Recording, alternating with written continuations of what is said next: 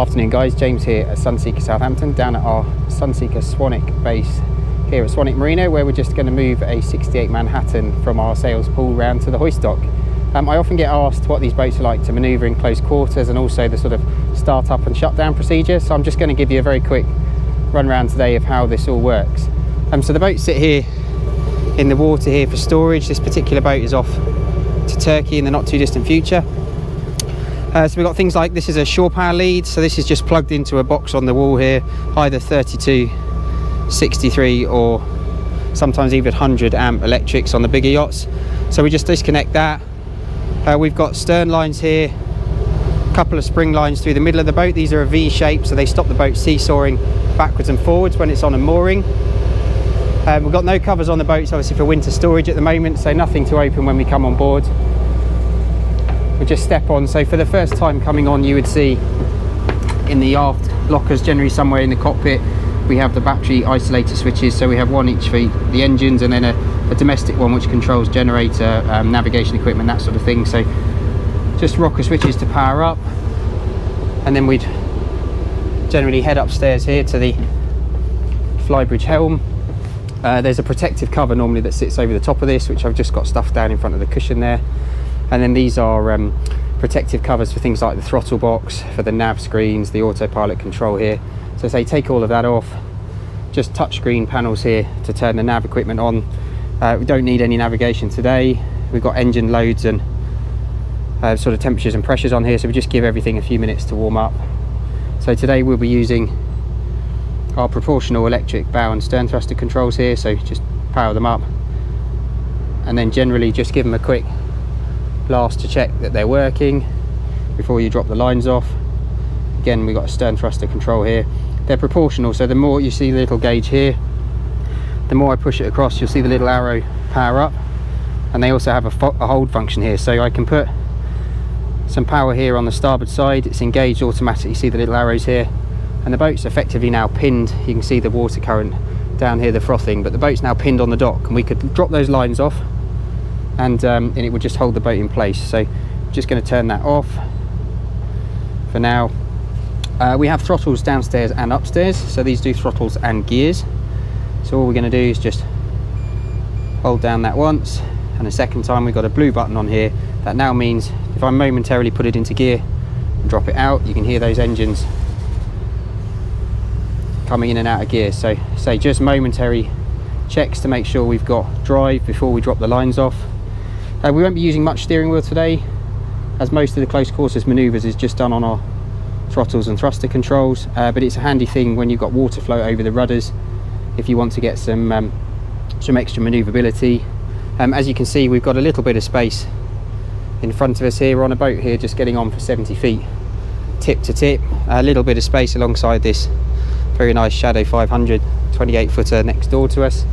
So we're just going to take the boat out here off the mooring, head up the fairway here. This is the main Hamble River. Turning left is down to open sea, turning right a very short run, literally just a couple of minutes round to the boatyard at the end, where we'll put her alongside a pontoon ready for lift out at the start of next week, I say, for some final maintenance works prior to onward shipping. So check back in a sec and we'll show you taking her off. So what we're doing now, see Dan, our technician down here, is just dropping off the spring line. So we're just leaving a bow line here. If we come around to the stern, you can see we've just left one line on the stern and one on the bow. So you have to keep conscious movement against the tide here, whether the boat starts drifting backwards or forwards, to give us an idea, reading the conditions, watching things like the flags up here as to what the wind's going to do. So the wind is going to take us off the mooring as we engage gear, but I'm just going to check with Dan that he's happy. Hey. And what I can do with the engines and thruster controls now is just nudge the boat forward like this, just so that we don't contact the pontoon behind.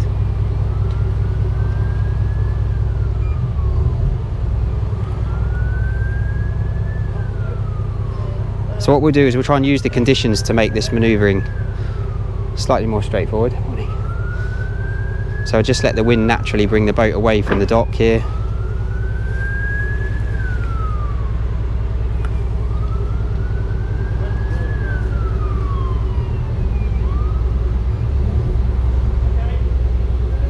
See, lines are off now, and we're just going to manoeuvre the boat nice and slow. See, we got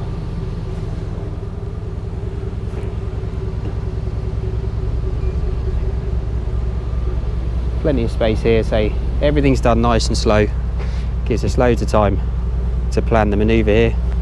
We just use a little bit of our bow thruster here. Bring the bow around, obviously conscious if we do that what effect that has on the stern here. We can see over this side we've got loads of room off the dock there.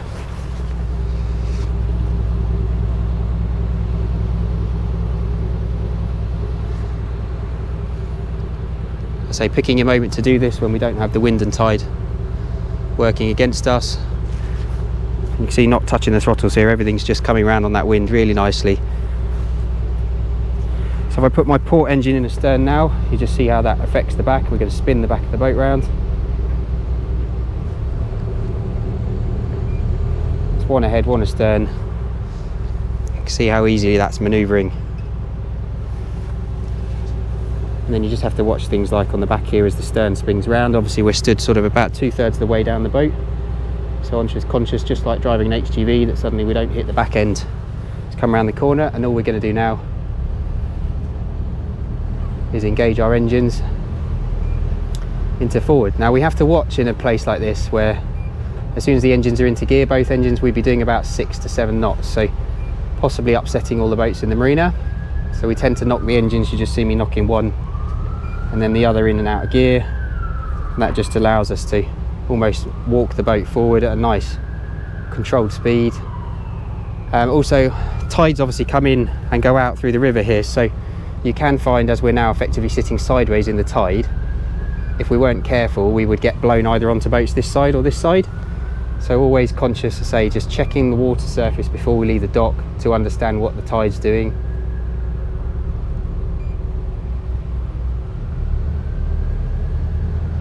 Sometimes we'd now have to swap all our ropes and fenders over. Fortunate in this side we're going back in on the starboard side, which is the right hand side of the boat here. So nice and straightforward. And when we get to the end here out into the main river, we're going to put one engine ahead, one engine astern, and we're going to spin the boat almost on its own axis, just to show you. So still yet to touch the steering wheel here.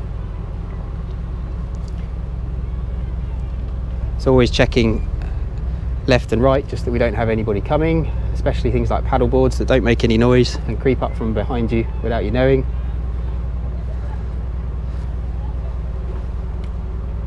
So say we're now out in the river channel here itself, and all we're literally going to do, put this engine into a stern and give that a little bit more power if I want to, put my port engine ahead, and all done at tick over. You now see that boat's coming round almost on our own axis. Very, very easy to manoeuvre, haven't had to use the thrusters at all.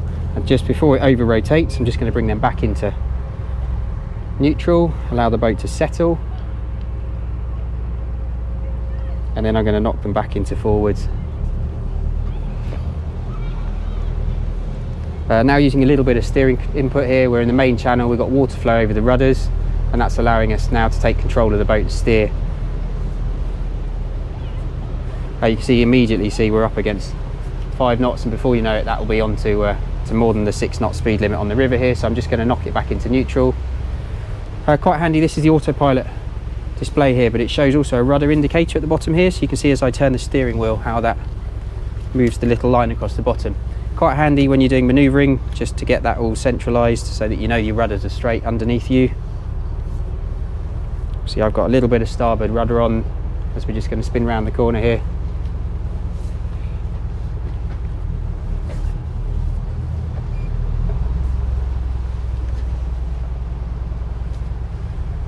And you can see from the flag on the bow here, and also up on the top of the yacht mast, we can see what the wind is doing. So the wind is currently on our nose, and it will be pushing us. We can see a survey vessel here on the end of the pontoon, and we're going to tuck in behind that boat onto the starboard pontoon, ready for the lift dock.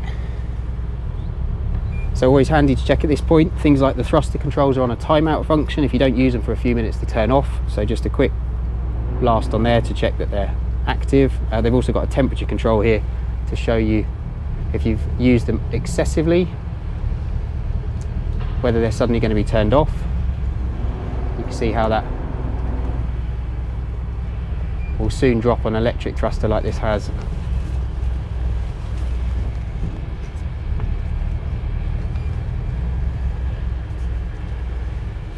So what we have to watch here is we have tide as well as wind. So as we come past this boat, we will have a tidal eddy that comes around the end of this pile here, which can be a little bit disconcerting. But also, as soon as we get past, we're going to get protection from the wind for the majority of the hull.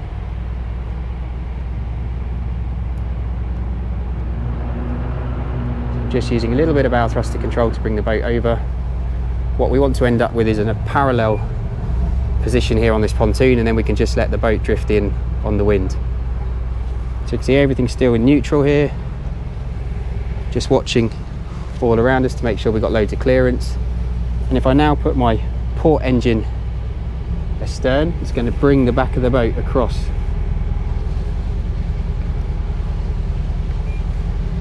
And what we now demonstrate with the thruster controls here is if we push both across, the boat will come in parallel.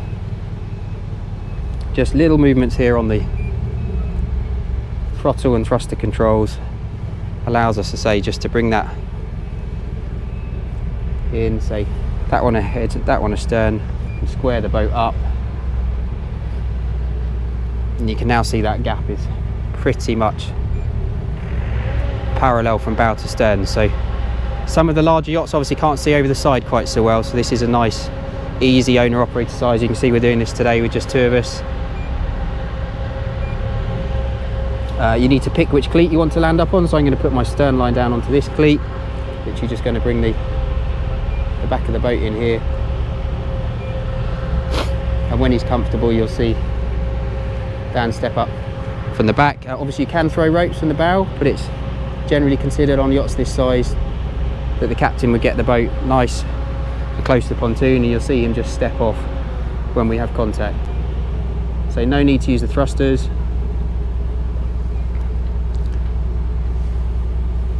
We'll just let the boat settle down.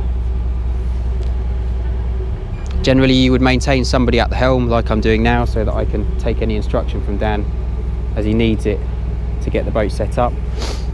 So what we now have is a stern line here, but the stern is swinging out. So what I'm going to do is bring this engine here momentarily ahead, and that's going to bring the back of the boat in and allow Dan to get that spring line nice and tight. You see that's now brought the stern in.